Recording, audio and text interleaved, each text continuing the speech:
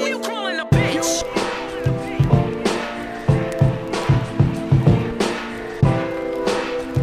Hi Power Queens, welcome to another episode of Power Queens, and today I've got the gorgeous, beautiful, sexy, Loud, loud, forward. but yeah, amazing Power Queen Kamo. Welcome to the show. Thank you for having me. It's a Thank you for pleasure. having me. It's an absolute pleasure, and I can't wait to get to know you better.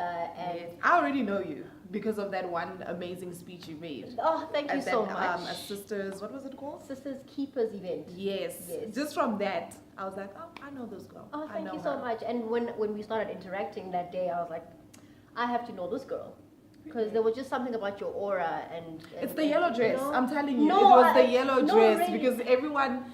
There's a lady that came to me and she thought I'm maybe a princess. I was girl. No, I just thought that you looked banging that day, and like I think it was also your conviction, like the way you spoke, and yeah, I was just like you're very confident, You just had that aura about you, so I was like, oh, I Thank have to you. know you. But today we'll be discussing racks and facts in the entertainment industry because I think a lot of people have lots of questions about this topic, but I feel like not a lot of people actually dissect the topic and remain true about the topic. So, but before we get into that, who is Kamo Moth? Jeez, I dread that question so much. Firstly, Kamo Moth is just a little girl living her dream and who's been blessed enough to be able to live her dream. But I don't think I can define Kamo Moth at any given point because every day I discover different facets of who I am or who I'm meant to be.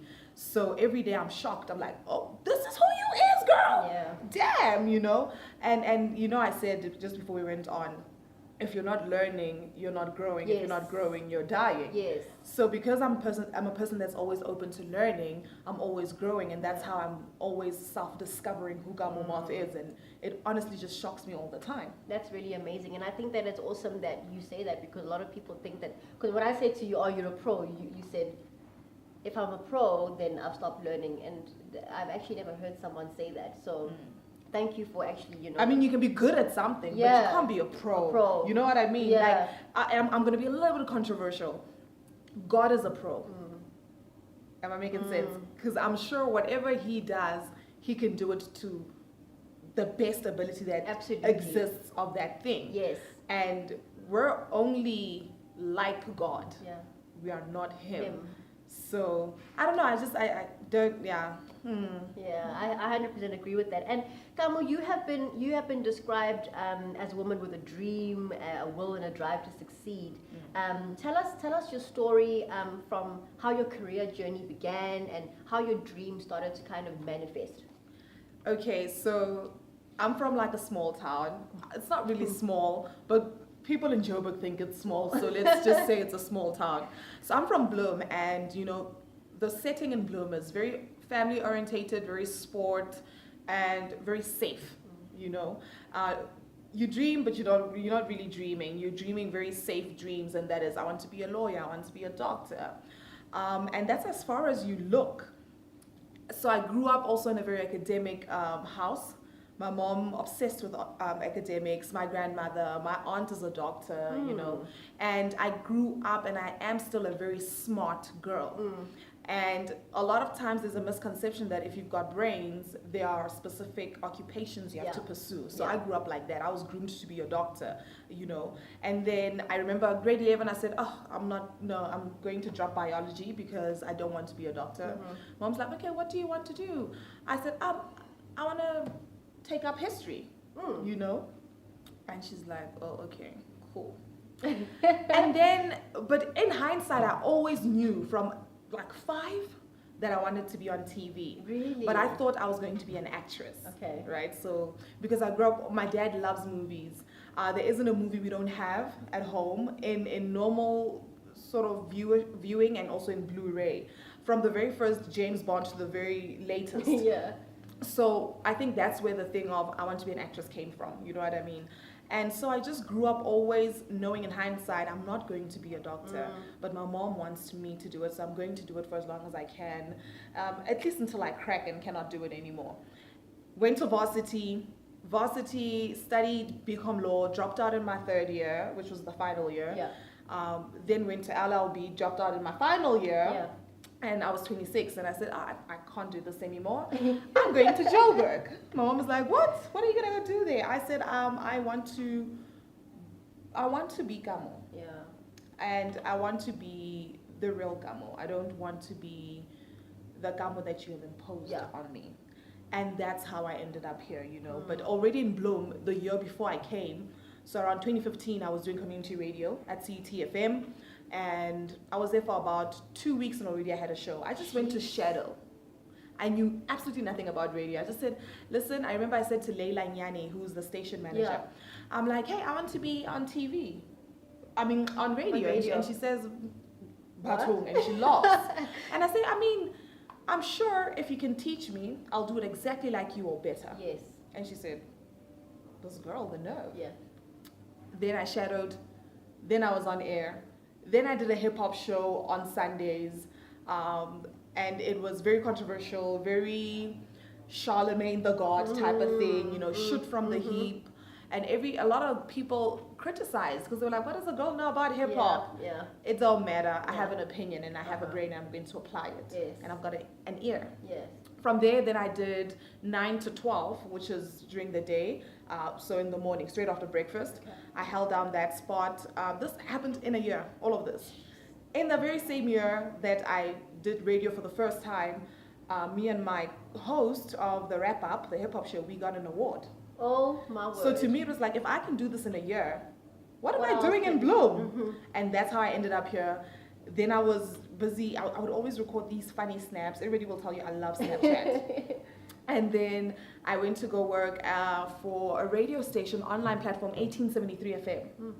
I had met the owner through a singer called Tamasha. I don't know if you know Tamasha. Yes, Tamasha. Yes. So I met the owner of that station through Tamasha. We had no idea he was the owner of the station. We were just going out for dinner. Yeah. And then he's like, do you want a job? I'm like, yes. Created a show from scratch, conceptualized, produced it, presented. And from there, then Voov. Do you remember Voov? Yes. The app that turned into TV. Yes. They used to watch my stories because I would put my radio show on my stories on Instagram, because if it's online, because people love visuals, and that's what a lot of people miss. So I was like, okay, how am I going to get more people to listen to the show? Put it on Instagram.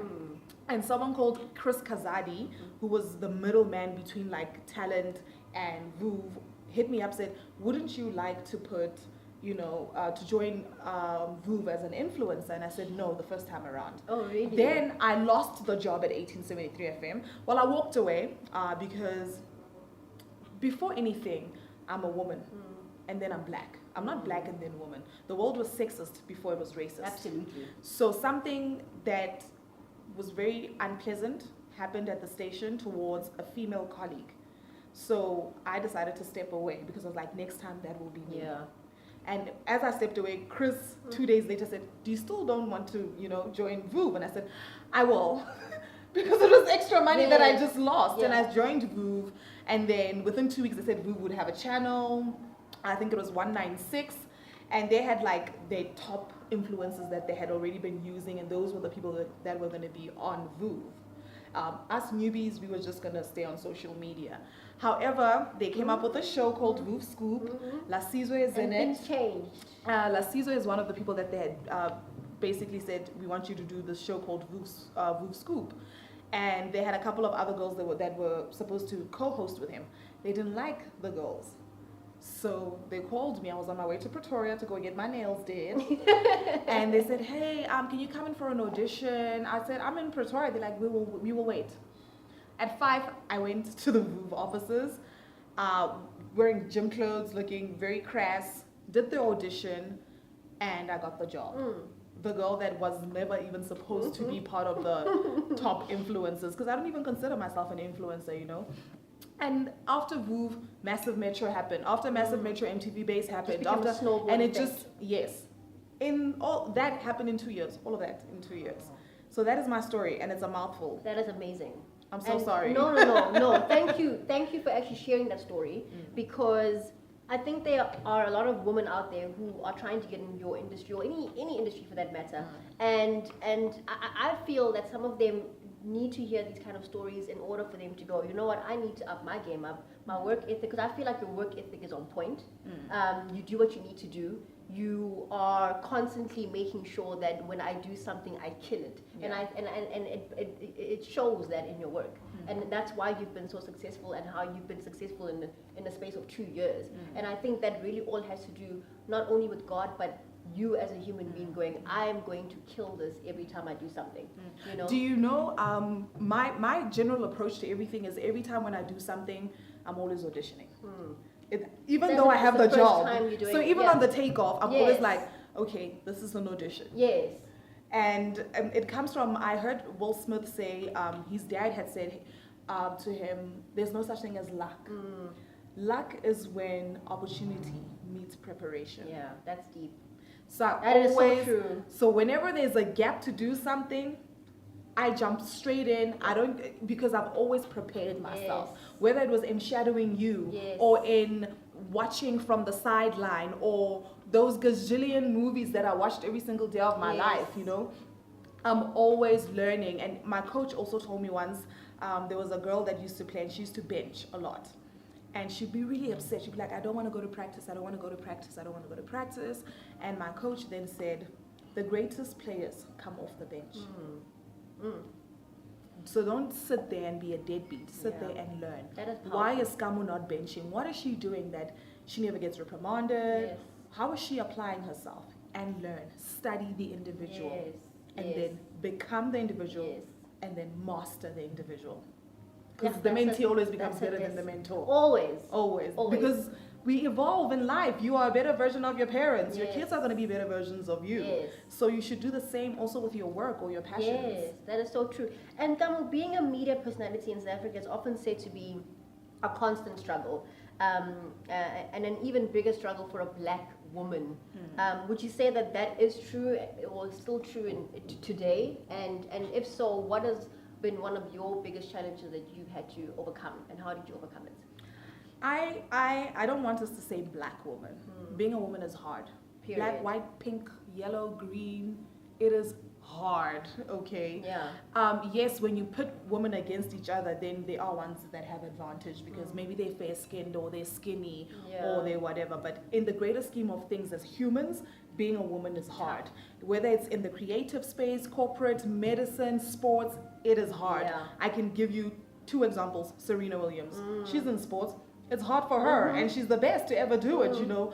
And then Casta, you know. So for me, I just think we have it really hard as females, and that's why I'll always pick being female before being black.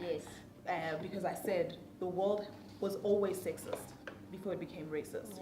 There was always the dominance of like it's a man's world before it was a white world. So all women do suffer. Do I think that based on complexion and race and size or shape, some women have it easier? Yes. You know, it's what we call pretty privilege these days. You know, it's what we call fair skin privilege. However, we've been lucky enough that the narrative is sort of changing. You know, you're seeing more dark-skinned women on big covers, big roles, even Viola Davis. However, I don't like how the narrative is also a sexualized one, because a dark-skinned girl is only pretty if she's oiled up in a bikini. You know what I mean? So there's still that sexualization we have to break away from. It's sad.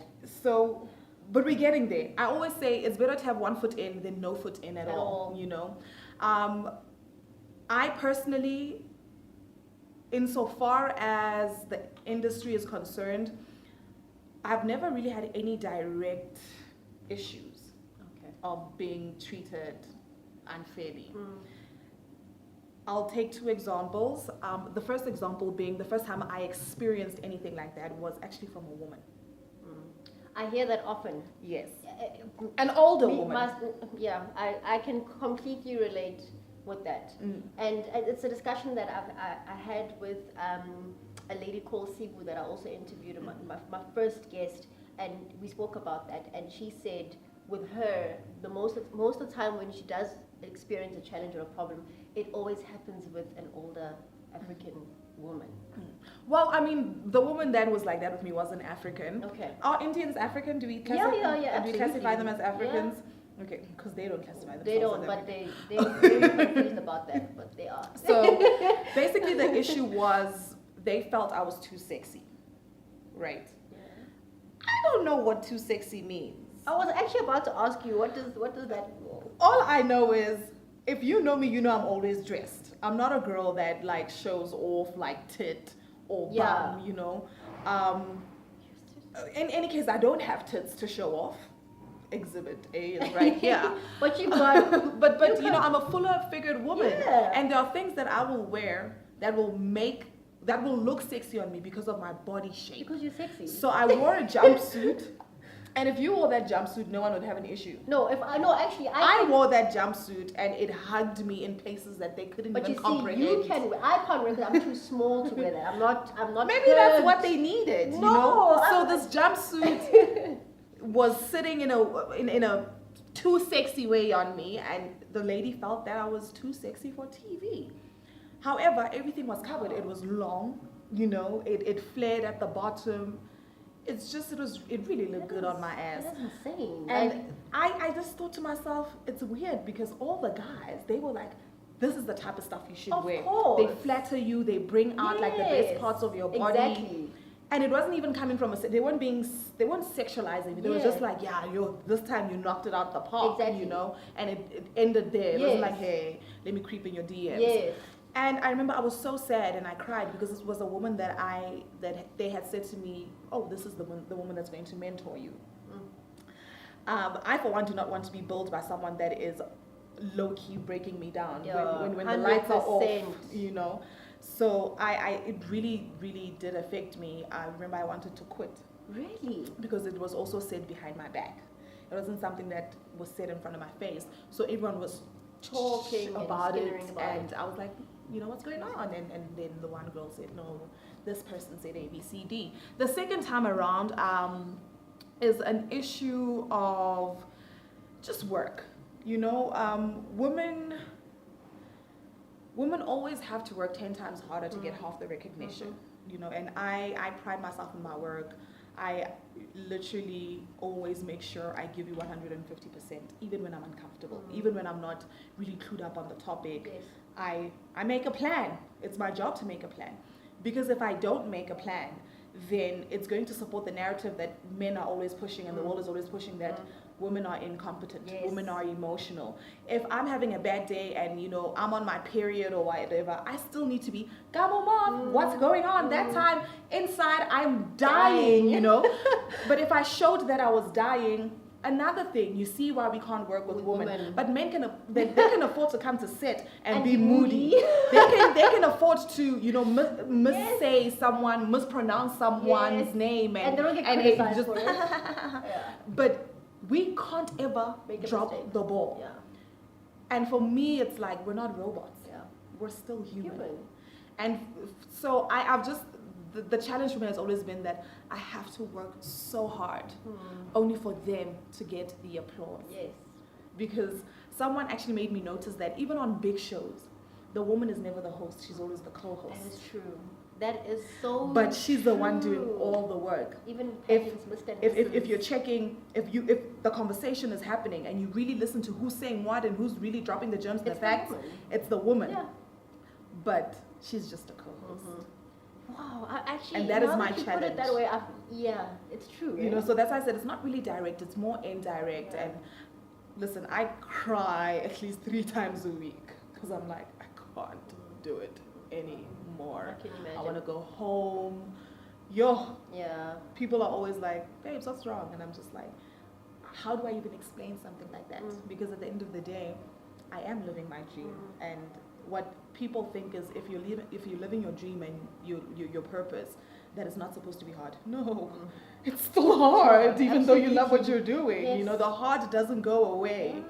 So yeah. Yeah, sure. That's really incredible, and I hope that that story just really inspires other women, because I know for a fact that as myself being a woman, you do get those days where you're just like, I can't anymore. Like I can't do this anymore. I'm tired, and it's sometimes it really just gets to a point where you are physically and emotionally and psychologically and mentally drained, and sometimes people don't really understand when you tell them that's how you feel, because they think, oh, but you got your dream job. Babes, I've sat you down crying on about? set And I'm and like, gone, my brain hurts. Yes, And they're like, what? I'm like, my yes. brain is Yeah, sore. yeah.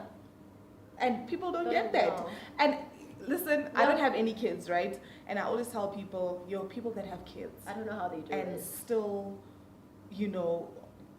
kill their respective industries and Yeah. still manage to be a wife Yeah. and a sister, It's because I'm an crazy. only child as well, so I honestly, I'm my only responsibility and I'm still drowning. So all the women that are juggling, those are the real Yes. power queens. Yeah. Yeah. Yeah. It's insane. It's tough. And then a lot of young black girls and black women often recognize public figures that are particularly on TV, on radio. I don't know why it's never like an athlete or a poet but people who are particularly in the entertainment industry on television or on radio, they recognize those as people that are making the racks, but just maybe explain to us if that is the case in terms of, like, for example, where the racks are being made in I guess it will go according to how long you've been in the industry, or what type of field you're in. I don't know, but I feel like a lot of especially the young girls, they're like, okay, I want to be on television because that is the only way. Sometimes it's a matter of them thinking that is the only way I can make money. Or I don't know if it's maybe because they're not exposed to other industries, but that's what they feel like. You know what? I want to do this, Babes, because I want to be a millionaire. everyone wants to be on TV. Whether Even if you, before social media, before the flashy it's lifestyle, TV first. like humans are, I don't even want to say humans are self-absorbed, because it sounds bad, but everyone wants to be on TV. They don't care whether they have the talent or not. And that's what I'm saying. There must be some chemical thing in us that makes us. Maybe it's like looking in the mirror. Everyone looks into a mirror. You even if you're like, today I'm not going to look in the mirror. But today I'm not going to take a selfie. Automatically.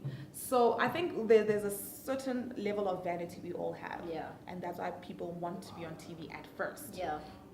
And then you have people that you aspire, to be like. And those are your Bonangs and your Basetsana Kumalos, and your Rihanna's, your Beyonce's, because when you look at, because social media has become TV now, these days you don't have to actually turn on the actual television to see their lives or whatever is happening. And you look at their pages and you're seeing all this glamour. Branding and glamour and all the nice stuff, all the movie stuff. And I think that's what's motivating young women even more to be like, you know what, I need that. Yeah. Firstly, money. You get paid according to your brand. So the bigger the brand, the bigger the check. But also, your brand can be big, but on non-luxury collaborations. Okay. Then there's luxury collaborations, right? Then that's an even bigger check because there's brand positioning.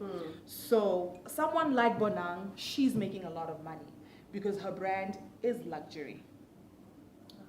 But also her brand is Bonang. So apart from the fact that she's collaborated with big brands, she's turned herself into a big brand, And a big brand. And not a lot of people can do that in the industry. Yes. I know Thibaut Touch, the first thing he says to me was, you're not a star. I don't want you to think of yourself as a star. Think of yourself as a business. You're an entertainment business. And I think that's what Bonang does. And people like Thibaut Touch and DJ's Boo, that's why they have brands that can compete with those other traditional brands, white-owned brands. Yes. So people need to tap into the business side of things. Casper does that perfectly in music, Yes. 100%. Perfectly. He's the biggest. For me, doubt. that's when I was like, okay. No doubt about that. Mad respect. Yeah. So those are the people that really make the money. But even that, in saying that, some of the money is not theirs. It's from endorsements. Yes. You know, Beyonce has endorsements. Michael Jackson had endorsements. Yes. I remember one of the biggest endorsements he had was the Pepsi one. Yes. You know, so that's where the money comes from. And a lot of things are also sponsored. Yeah. Because remember, if I'm You're affiliated with representing this, it. they will give me free alcohol Yes. when I host something. Yes. You will always catch me around those brands. Yes. And how difficult is it to come to a place as pretty as this and take great pictures, filter, and you're gonna think I'm rich. Yeah. So it's not a celebrity thing. There are even poor people that look like they have money. these great lives. Yes. You know what I mean? Yes. In the beginning, like I don't earn that much, but I earn enough to say, you know what, I got my car sorted, Yes. I've got my house sorted. Do I want more? Hell yes. Yes. And that's why I'm constantly always building. Yes. So it's really, I always say if you're going to do things in entertainment, it should be because you love it, not because you're trying to get money from it. Thank you. You know, because then babes, you are going to be hungry and you're going to tap out and you're just going to be miserable and you're going to end up doing things out of desperation like the casting couch. You'd never want to do the casting couch, trust me. You think people don't know that you're doing it, but everyone knows because our industry is this small. So yeah. Jeez, that was a flippin' good lesson. It really was, and I hope women and young girls listen to specifically that part, because a lot of them jump into this industry having no clue what goes into it, having no clue what when the money starts rolling in, when is it going to start, what I need to do. And I think that a lot of them, especially sometimes the young ones, they do feel like, you know, some sort of like entitlement, like, oh, I'm pretty, I'm beautiful, I've got a big ass and I've got big boobs, so if I look this way, I'm gonna be a cash cow immediately. And sometimes it doesn't always work like that. What you know? happens when your ass sags? Yes. Then you're losing that Things cash happen. cow. That's why you need to be your own And brand. it's important that you said that you must go into it because you want to and you love it. Yeah. You know, otherwise you'll And drown. with just to touch on the collaboration thing, I was recently asked to be an ambassador for a specific brand. Okay. And I sat down with the people and we spoke and they said, yeah, this is, you at least have to bring this much clientele. So I'm like, I'm a salesperson for you. Right. Okay, great. Then their competitor reached out to me, Yeah. wants me to do a similar thing. Okay.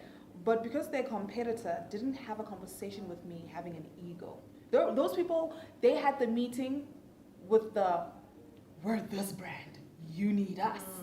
And the competitors were just like, how can we help each other? Yeah. So then I went with the competitor and I designed our collaboration in such a way that 2 years from now, I'm going to buy into it, into the company. Strategic.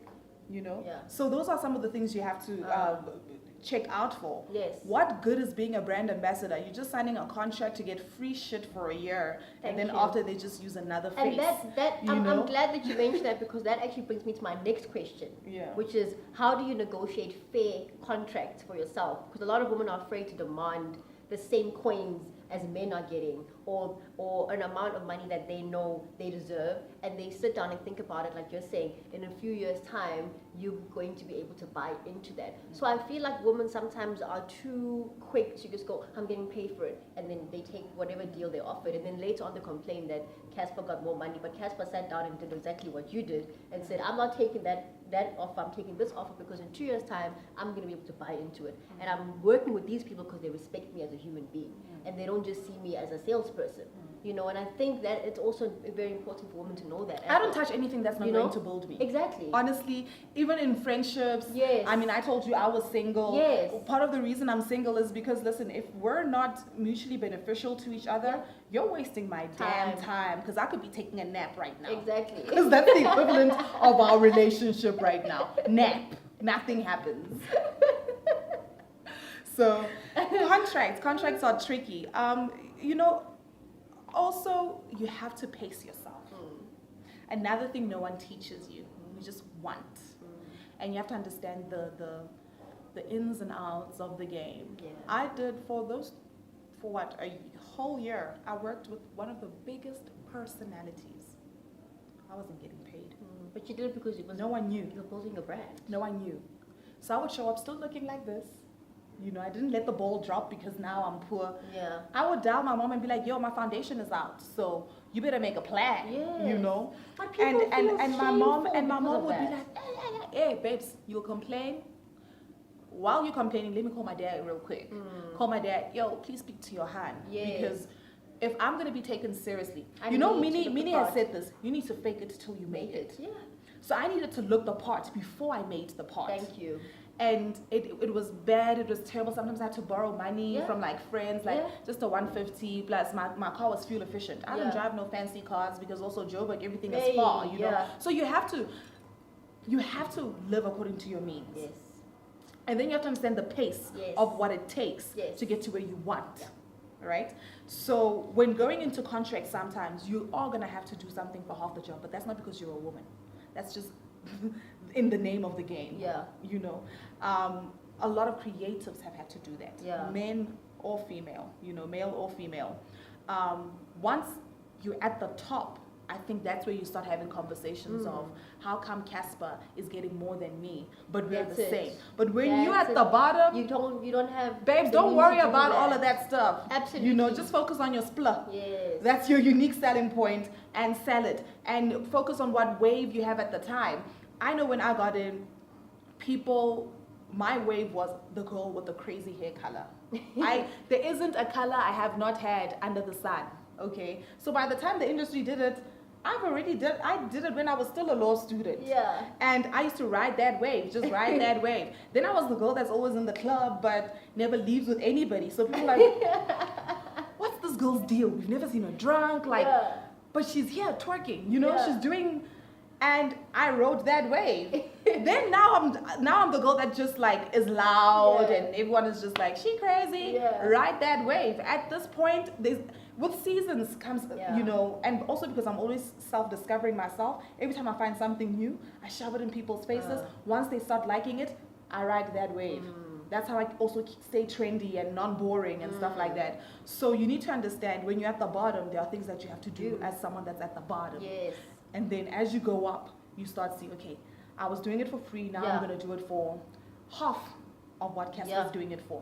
Okay, now I'm going to do it for half, but I want to make sure that they then sponsor the food that I have to eat. Then you start, you know, because Yes. there are more than one ways of getting, And then money that is not way- always cash. Yes, and in that way, when you're now at that level, you can now negotiate. You can Yes. enter a negotiation because now you can be like, no, I did this for this long. I did this. But you know what? My You don't brand is even have to stronger, do that. You know? If you work hard enough, you don't have to call that meeting. That meeting Comes calls to you. you. You know, your work True. will speak for For itself. itself. I'm still waiting to get my raise. Yeah. You know, Yeah. and I'm just sit there and act like you don't know. I've done more than what the contract required, but I'm gonna keep doing it because I'm nice. And then as time goes, because we're human, they also as much as you find shrewd businessmen, they Yes. also have a heart. Yeah. And then they start saying, hey, you know what we're doing to Yeah. Thandi ain't dope. Yeah. How about we just give her like 2,000 extra on what we're paying her? Or how about, you know, we find her another job that will then give her the money that we can't give her. Yeah. You know? That's how so life cool. works. That's so true. And my last question to you is, what advice can you give to women who are trying to get into the entertainment industry? And, Don't do it. And also, but also I lied. That's actually not my last question. I want to one long question. Yeah.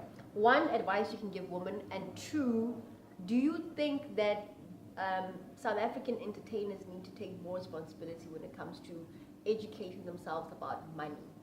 In terms of financial I think black people wellness, need to educate themselves. in you general, know? because I feel like it is, you know, It's sounds- a very it's black true. thing to do. It's always the black people, Yeah. unfortunately. We have a very unhealthy relationship with money because, you know, in my language, Hlatshwayo, you know, I don't know if you know what that Yeah, means. yeah, Like, you're yeah. not used It's to true, something, something. you know, you don't know how to take care of Exactly. it. And because black people, obviously, because of, you know, a lot of our history, Yeah. money is not something that is just lying around us. Yes, some of us, we grew up in better circumstances than others because our parents were like, I will not be defined by our historical events. And they just also had, I guess they were prepared, you know, they had a tenacious spirit. They weren't gonna lie down and die. So they made a plan, and now the money is there. Yeah. But what do we do with it? And once we do that with it, what does it mean?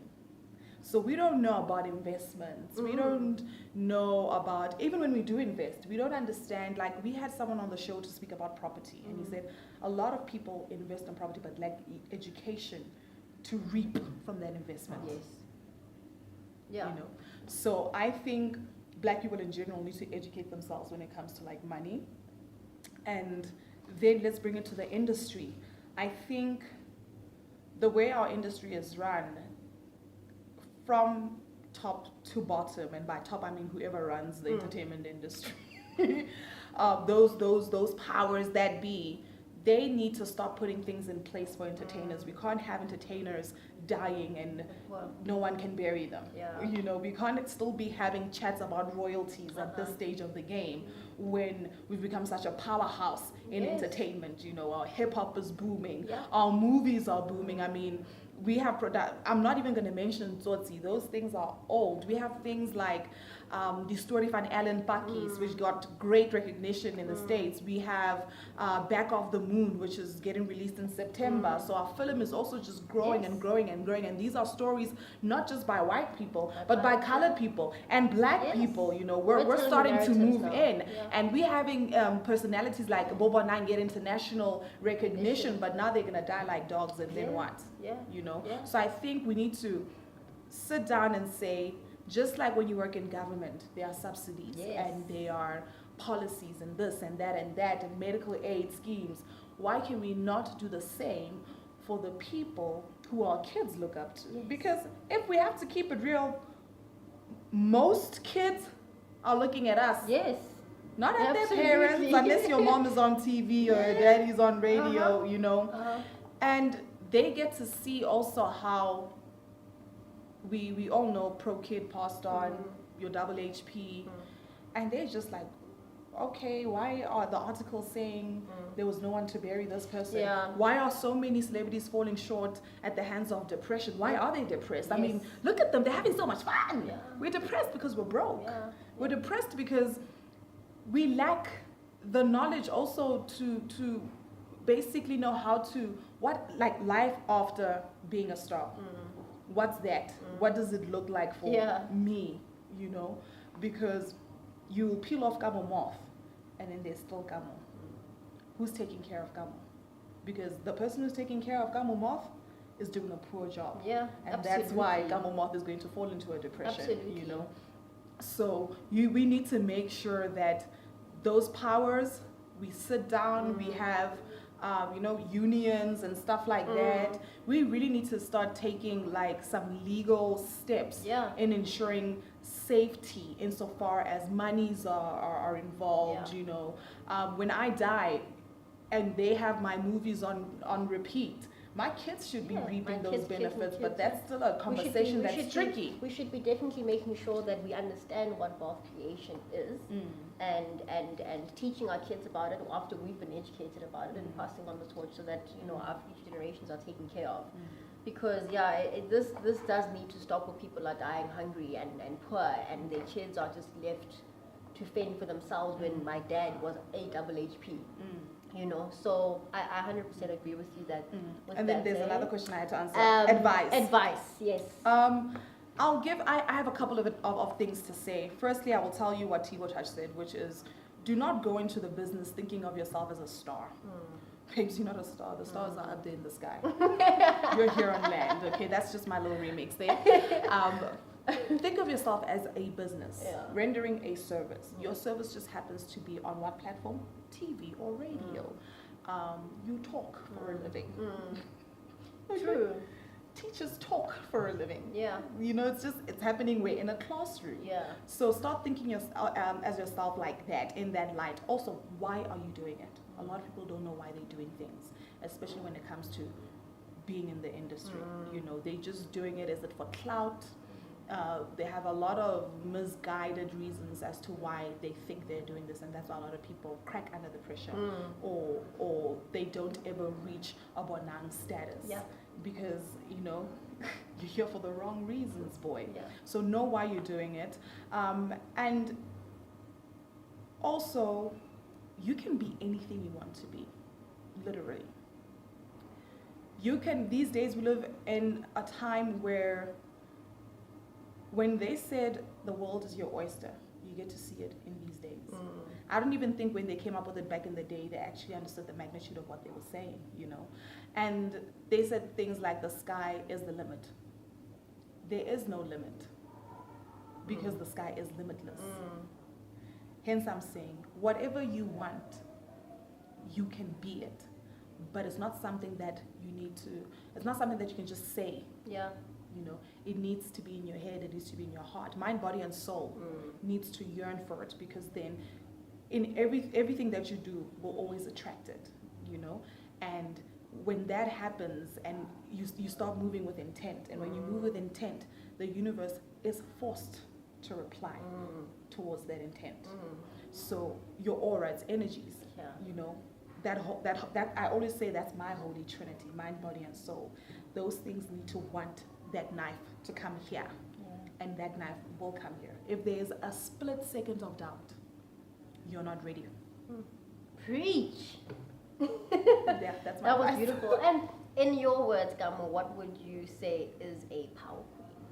Power queen. I know earlier I said all the women who are juggling every single thing, you know, from kid to job to husband to family. But I'm going to extend it to say every single woman with or without a kid, with or without a job, with or without a husband. So if you are a female, you know, naturally born or medically altered, you are a power queen. And with the reason I'm saying every woman, it's because women are so godly that we are the gateway through life. Life comes through you. You're the closest thing to God. And that's why you're a power queen. So just by virtue of being a woman, you are a power queen. And that's why God entrusted you to carry that baby for 9 months, to have the ability to make that baby. Yes. And even if that ability was taken away from you, it doesn't make you less of a woman. You're still a God. Yeah. You're just a different kind of God. Oh, I love that. That is, I've never heard anyone describe power queen the way that you've just described it. That is deep, and it's such a beautiful thing. And I know for a fact that just that description, your description of a power queen is just going to lift someone's spirit. You know, it's gonna, you know, I don't know, it's gonna just speak something into someone who's gonna be watching that, because it definitely spoke something into me. I really felt it's that. simple. So it's like, you're a girl, I'm a girl, but we don't look the same. So does it mean I'm not a girl? Yeah. Or you're not a girl? Exactly. You know, that's what I'm saying. You're just a different kind of God. Yeah, that's beautiful. Kamo, thank you so much for agreeing to come on Power Queens. Thank you. It was such a pleasure, and I'm glad that you took your time out on a Saturday morning to come and hang out with me and kick it with me. It was fun. It was inspirational. It was educational. Wow, I really enjoyed it. It was real. It was real. I'm always about being real, and if it offends, then hey, I'm sorry, go be fake in your corner. Ain't no fake here. Yeah. Thanks so much for watching. This has been Rex and Facts. Who you calling a bitch?